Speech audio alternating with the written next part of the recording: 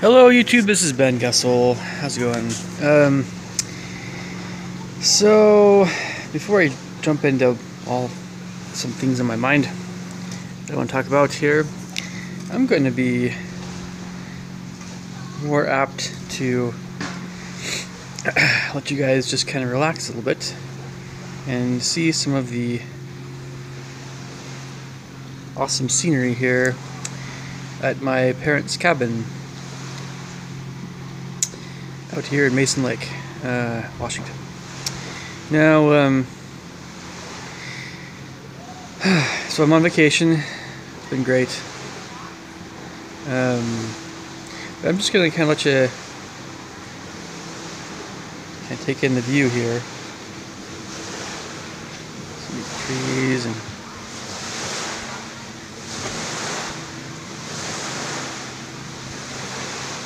here's Mason Lake. More trees over here. And you guys get a little better view, maybe. Okay, so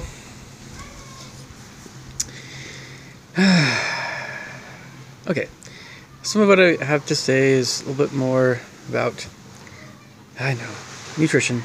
Probably not, I don't know if it's doing just about nutrition, but mainly a few different topics about nutrition. And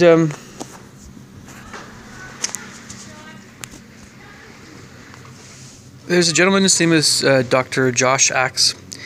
I haven't looked at his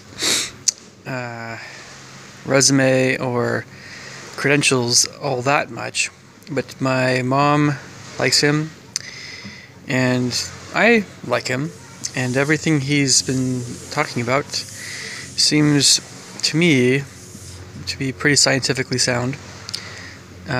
Question is just how scientifically sound it is. But I've learned that there's a difference between, sorry, try to keep it steady. There's a difference between general knowledge about nutrition, for instance, or different areas of health, and other subjects in general. So the difference between general stuff and specific things that it's a good idea to do. And I think a lot of times what we don't know always if we are looking for something that is specific to ourselves that we need to do, or if we just need some general knowledge. I think a good rule of thumb is this when it comes to health. If you actually have something persistently going on that is causing you discomfort, pain, it's limiting your life, or it's making your life not fun, or it just, whatever it is, it's like, what is going on? That is when you go see a specialist or doctor. Now, there's the whole naturopath versus traditional doctor kind of train of thought, and I'm not the best person to talk about this because I am still learning myself about what's going on there, but I think it's safe to say that naturopaths can help you with just regular checkups quite a bit and just keeping healthy. But again, according to my limited knowledge, traditional doctors would be better to go see if you need to have something serious happen, some serious operations, that sort of thing. So, one topic here, kids. So just keep in mind, there's a difference between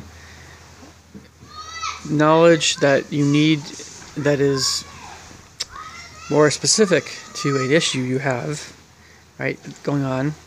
You should definitely go to a doctor, right? But if you don't have anything really going on with your body that's really that uncomfortable, it's always great to learn about general health. So I was just, watching some videos about Teflon pans, for instance, pans.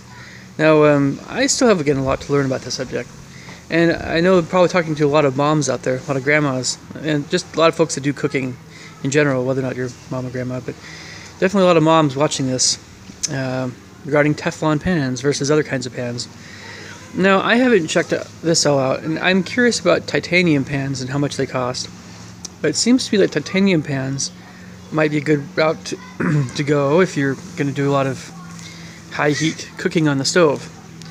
Now, when I cook anything on high heat, that's going to be boiling in water with a, I don't know, steel pot, or baking with a iron baking pan or something, or whatever it is, steel baking pan. So it's either bake or boil for me if it's a higher heat. I don't really broil. I don't sear steaks. I know that my brother does that, but I don't. And I could eat a seared steak. That's okay. And I know that there's something to do with oil and stainless steel pan. And the reason I don't do seared steaks or high temperature steak cooking, it's just because of the I'm worried about the health aspects of eating steak that way. But I mean, having a steak cooked on high heat, seared like that, once the blue moon is, I have bacon here and there. Eating steak like that's fine, but just not all the time. Or not, you should, if you have steak, you should generally cook it, I think, on lower heat, low and slow. And I use Teflon. Now, getting the Teflon idea, right? So titanium might be worth checking out. It's just a question of how expensive it is, which I haven't checked out yet. But Teflon, I've been using Teflon for as long as I've been cooking, for the most part. Sometimes I'll use stainless steel, just, So, Teflon is,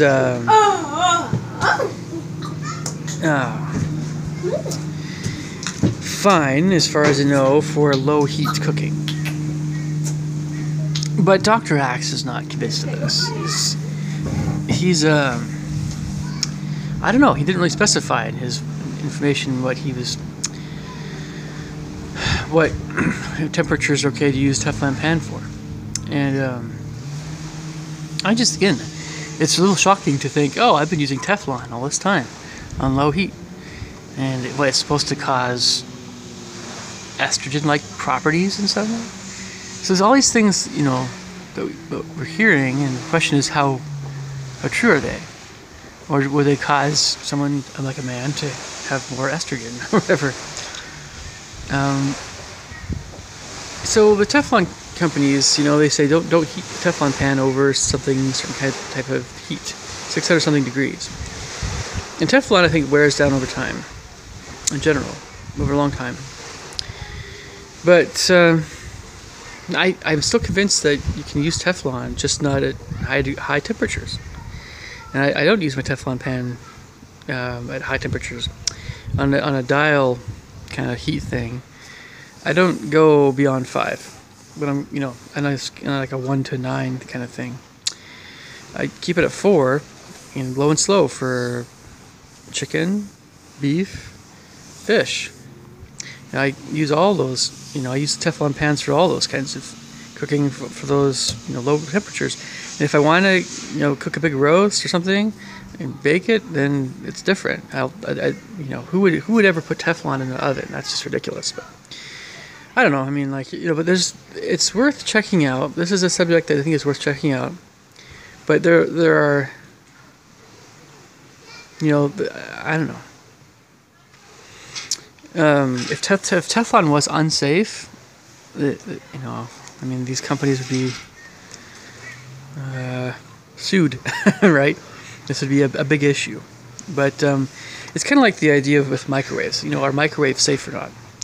Well, yes, they're safe.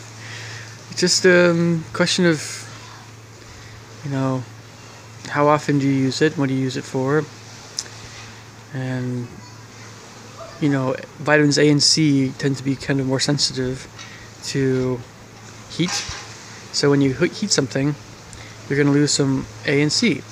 So you can't expect your boiled cabbage to have the same amount of nutrients as a salad that's fresh.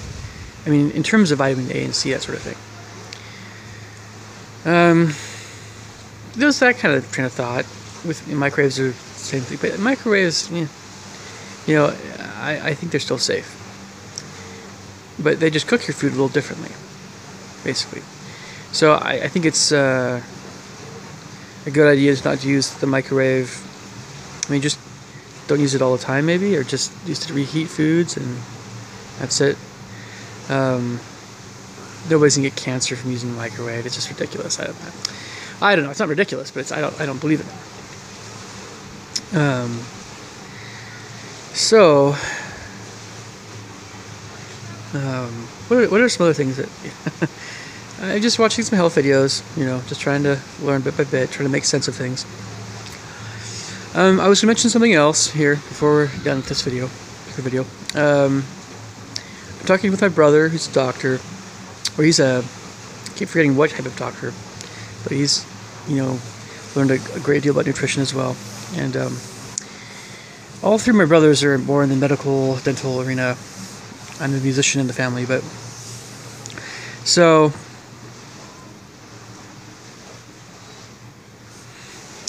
one of my brothers recommends that it's a really good idea to have half of your plate, and I guess there's a question if you have 2 or 3 or 1, 2 or 3 meals a day, whatever it is, for your average meal, average it out kind of thing. Half your plate really should be vegetables, particularly dark green or vivid colored vegetables. So dark greens, probably some carrots and some eggplant or some purple cabbage or something like that. But those kinds of vivid colored vegetables should be half your plate. Tomatoes or whatever, on average. That's what my brother says. And then, a quarter of your plate should be protein. And that protein can vary, but it should be high quality protein. And it should be things like lentils and beans. You can put fish in there.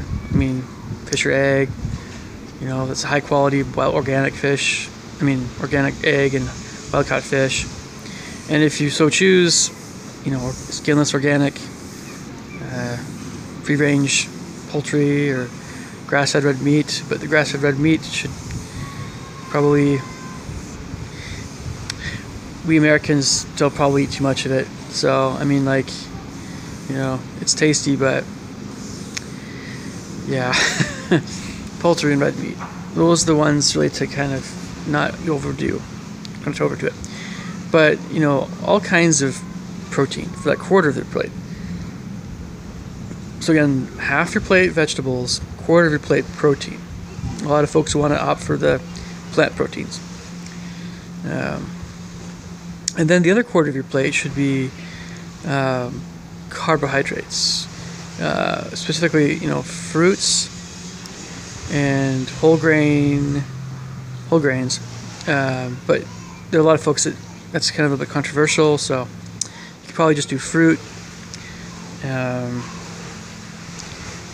Maybe non-glutinous grains, perhaps, like quinoa, rice, or potato. Potato is a great one too. Sweet potato is the kind of same thing. Yeah, and then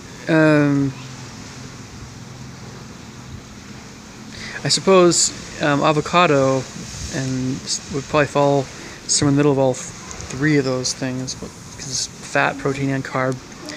But then just some water to drink. So kind of move over here a little bit here, folks. So yeah, it's coming from a doctor. It seemed pretty sensible to me. If you have, some folks do like a half their plate veggies, half their plate soaked nuts and seeds, which seems also very sensible to me as well. If you limit your carbs, might seem like a good idea, but I think it's important to make sure that if you're getting your nutrients from real food, which I think you should try to do that it's important that you keep in mind what is actually in general in different kinds of foods. Because, for instance, if you don't have very much fruit, or you don't have any fruit, you're going to be missing out on all those bioflavonoids and phytochemicals and everything else that's in that fruit that we just don't know for sure what it does, but we know it's healthy for us. You can try to lower your sugar intake, even healthy sugars, but I think you can do that via just not having any sweets, but you should still have some fruit. There's a lot of fiber in fruit. There's a lot of vitamins and some minerals even, but mostly vitamins, But it's just not the greatest idea to not have any fruit. And berries have been often praised for their nutritional benefits. Berries and pomegranate and all kinds of stuff, citrus fruits, really all of them. Apples. There's no fruit that's unhealthy. But a lot of folks love bananas for their carb content. And you just keep going. All the plant foods, all the different types of plant foods are great to eat. But salads and leafy vegetables just have a lot of minerals and a lot of just what we need. I think grains were often praised because they had a lot of fuel, body fuel, like just energy, right? It's more energy dense compared to vegetables. But it's the gluten that is kind of, and I don't think grains are always glutinous. I think there was a time when they weren't, but for some reason their grains are a little bit different than maybe they used to be. So I think if you know how to bake bread, for instance, I think if you make non-gluten bread, that's probably a great way to go, and get like multi-grain type bread. I just don't think it's very wise to get a lot of bread from stores, unless it's 100% stone ground whole wheat bread and you take enzymes for the gluten. So I don't eat a lot of grains. I just don't. I've introduced potatoes again a little bit to my diet, a little bit more, and I have some rice that's going bad. I'll probably just throw out. I don't eat a lot of rice unless I'm going to an Asian restaurant, and I don't even need quinoa. I mean, quinoa is great for you. I don't know. I get a lot of stuff from the chinapod family, from spinach and Swiss chard already, including even occasionally beets and things. So quinoa is really healthy, but it's like almost like my body just doesn't need it. It's true that when you're getting a lot of nutrients, your body will tell you, oh man, I've got plenty of this stuff, right? You always wonder about chromium, or if you get enough zinc, or iodine, or magnesium, or selenium, or boron, or I don't know. You're always wondering if you get enough of these different minerals, but your body will tell you if you've been eating really healthy for a while. Your body will say, hey, do you really need that? Do you need that? Do you need that extra avocado, or do you need that? Do you need those beans even? I mean, beans are great for you, but your body will tell you if you've had enough. And it's weird when it isn't a calorie thing. It's weird when it's actually your body's full of nutrients.